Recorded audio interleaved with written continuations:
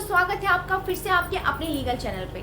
दोस्तों, आज हम जानेंगे एसएलपी के बारे में। आप लोगों में से बहुत सारे लोगों ने सुना होगा एसएलपी एसएलपी एसएलपी। चलिए जानते हैं कि एसएलपी एक्चुअली में है क्या। SLP means special leave petition.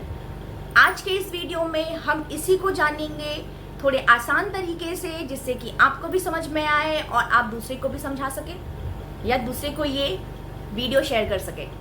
ठीक है, तो चलिए इस वीडियो को अंत तक जरूर देखिएगा। हो सकता है कि आपके लिए वीडियो बहुत ज़्यादा जानकारीपूर्ण हो, या आपको इसकी ज़रूरत हो, या किसी आपके जानने वालों को इसकी ज़रूरत हो। तो चलिए वीडियो को अंत तक जरूर देखिएगा बिना स्किप किए हुए। तो चलिए वीडियो को शुरू करते हैं। सुप्रीम कोर्ट में एसएलपी का नाम तो सुना है, लेकिन एसएलपी क्या होता है, कौन इसको फाइल कर सकता है, किस स्थिति में फाइल कर सकता है, आज हम इन सब चीज़ों के ही बारे में डिस्कस करेंगे इस वीडियो में।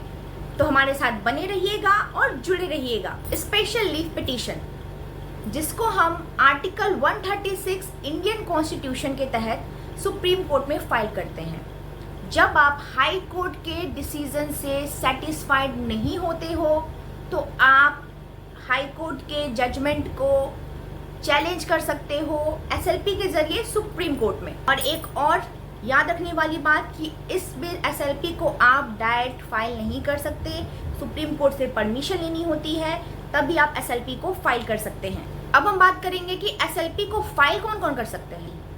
कोई भी पार्टी जिसके राइट्स हाई कोर्ट के जजमेंट से वॉयलेट हुए हैं, मतलब कि अगर आपको लग रहा है कि हाई कोर्ट ने आपके अगेंस्ट में कोई ऐसा ऑर्डर कर दिया है जो आपको मान्य नहीं है हाई कोर्ट का ऑर्डर, तो आप उस ऑर्डर को एसएलपी के जरिए चैलेंज कर सकते हैं सुप्रीम कोर्ट में। सिविल और क्रिमिनल केसेस दोनों में ही एसएलपीज दाखिल होती है, चाहे वो किसी भी तरह का सिविल केसेस हो, चाहे वो किसी भी तरह का क्रिमिनल केस क्यों ना हो। लेकिन ये बात भी ध्यान रखिएगा कि हर छोटी छोटी बातों पे आप एसएलपी दाखिल नहीं कर सकते और एसएलपी मिलती भी नहीं है। एसएलपी दाखिल करने के लिए कुछ टाइम लिमिट्स होते हैं सुप्रीम कोर्ट के।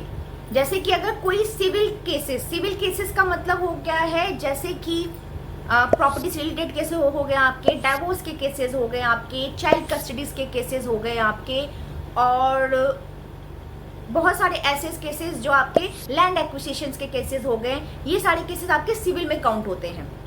तो इन सब केसेस में 90 डेज ऑफ जजमेंट, मतलब कि हाई कोर्ट ने अगर कोई जजमेंट पास किया है तो जजमेंट के दिन, जिस दिन हाई कोर्ट ने जजमेंट पास किया, उस डेट से 90 डेज के अंदर अंदर आपको एसएलपी फाइल करनी है। अगर आपको लग रहा है कि हाई कोर्ट ने आपके अगेंस्ट या आप उनसे सेटिस्फाइड नहीं हो हाई कोर्ट के जजमेंट से, तब। ऐसे ही सेम क्रिमिनल केसेस, अगर आप सेटिस्फाइड नहीं हो या किसी का बेल डिसमिस हो गया है, या कोई ऐसे केसेस जैसे कि 125 ज़्यादा पैसा बढ़ गया हो, या लड़की को लग रहा है कि मुझे ज़्यादा कम पैसे मिल रहे हों मेंटेनेंस के तौर पे, डीवी केसेस हाई कोर्ट तक चले गए, बेल, चाहे एनडीपीएस का बेल हो, पॉक्सो का बेल हो, पीएमएलए का बेल हो, कोई भी बेल हो, अगर हाई कोर्ट में चला गया है और हाई कोर्ट ने आपको बेल नहीं दी है और आप सेटिस्फाइड नहीं हैं, तो आप एसएलपी जा सकते हैं। लेकिन वही सेम बात, जब हाई कोर्ट जजमेंट करती है, उस डेट से 60 डेज के अंदर आपको क्रिमिनल केसेस में एसएलपी फाइल करवानी होगी। मैं आपको थोड़े बहुत गाइडेंस दे देती हूँ कि आपको अपने लॉयर के थ्रू कैसे प्रोसेस टू फाइल करना है। सबसे पहला काम आपको ये करना है कि जैसे ही जजमेंट पास हुआ हो और आपको अगर सुप्रीम कोर्ट जाना है, तो आप सबसे पहले उसकी सर्टिफाइड कॉपी अप्लाई कर देंगे, और कर दीजिए। अगर आपको करना है एसएलपी तो सर्टिफाइड कॉपी अप्लाई कर दीजिए, जिससे कि पिटीशन ड्राफ्ट करने में इजी हो जाए। और इसलिए पहले ड्राफ्ट ऑफ पिटीशन होती है विद कॉपी ऑफ जजमेंट। फिर उसमें मेंशन करने पड़ते हैं बहुत सारे सब्सटेंशियल क्वेश्चंस ऑफ लॉ, जो ऑफ कोर्स आप नहीं मेंशन करेंगे, आपके एडवोकेट मेंशन करेंगे। ठीक है, फिर आप उनको देंगे अपना एफिडेविट, वकालतनामा साइन करके। उसके बाद एनेक्जर्स, ऑफ कोर्स एनेक्जर्स मीन्स जितने भी एविडेंसेस हैं और आपके पास डॉक्यूमेंट्स हैं जो ऑलरेडी आपके डिस्ट्रिक्ट कोर्ट्स में और हाई कोर्ट्स में लगे हुए हैं। अगर आपके पास कुछ एडिशनल होता है तो एडिशनल डॉक्यूमेंट के तौर पे जाता है, जो भी मैंने आपको थोड़ा सा ज्ञान दे दिया इस बारे में। उसके बाद इस पूरे एसएलपी रेडी होती है, टाइम लगता है, रजिस्ट्रार के पास जाता है, वहाँ से पास होता है, उसके बाद आपका केस सुप्रीम कोर्ट जजेस के पास जाता है। अब बात करते हैं कि कब ये रिजेक्ट हो सकती है आपकी SLP। किस ग्राउंड पे रिजेक्शन?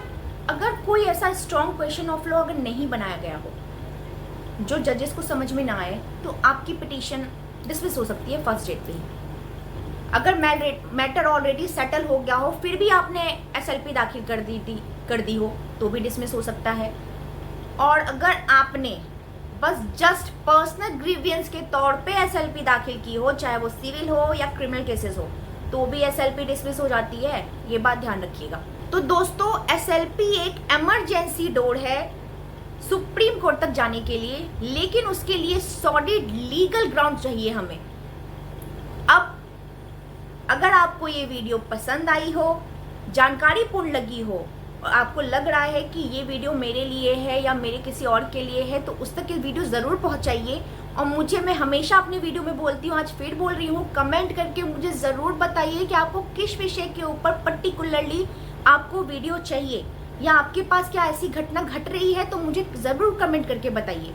मैं उसके ज़रूर आंसर दूंगी, कोशिश करूंगी कि आप तक गाइडेंस पहुंच सके और मैं उसके ऊपर ज़रूर वीडियो लेके आऊंगी। तो चलिए मिलते हैं नेक्स्ट वीडियो में, तब तक के लिए धन्यवाद।